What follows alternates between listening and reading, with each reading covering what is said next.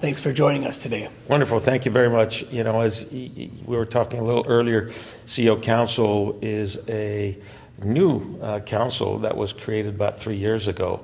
And we almost have 600 of country CEOs, members of the council. So we had a pretty good session today at the roundtable, and there were about half the CEOs attending the ACUC conference were in attendance. So it was a good discussion. A number of things was discussed, key among which are the board governance, succession issues, as well as disruptive technologies.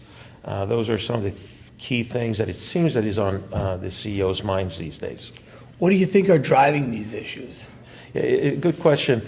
Obviously, with the governance, it's always important to, make sure that the volunteer boards and the CEO have a good working communication, and also the structures are as such that is conducive to the business of ever-changing business of the credit union. So I think there were interesting discussions about some of the best practices out there.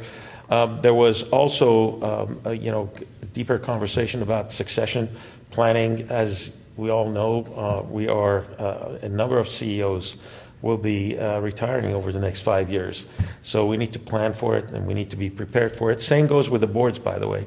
But we were really focused on the CEO side of the equation. And then, of course, changing technologies. I mean, we're seeing it every day, whether it's on the payment side, whether it's in the AI side, AI side, I'm sorry, and all sorts of other ways that are, we're being disrupted. So how do we respond to it? How do we effectively manage to move the credit unions forward while staying true to the issue, which is our heart? How do we keep heart in the game while adopting all these new technologies? And how do credit unions respond to it?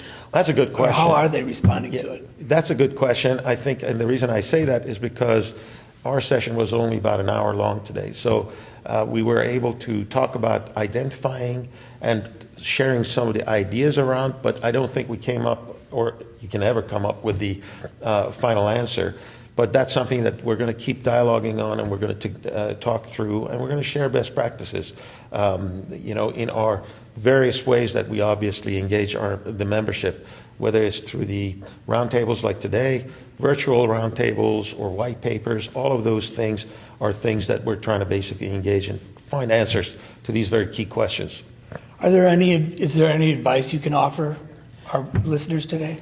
Yes. One thing which I really, enjoyed watching, and my partners Sandy Karenji and I basically were noticing is that as the conversations was taking place in the table groups, people were beginning to pull out their business cards and exchanging and connecting. And I loved it, because what CEO Council does is the only entity of its kind where purely the CEOs across the country have the opportunity to dialogue.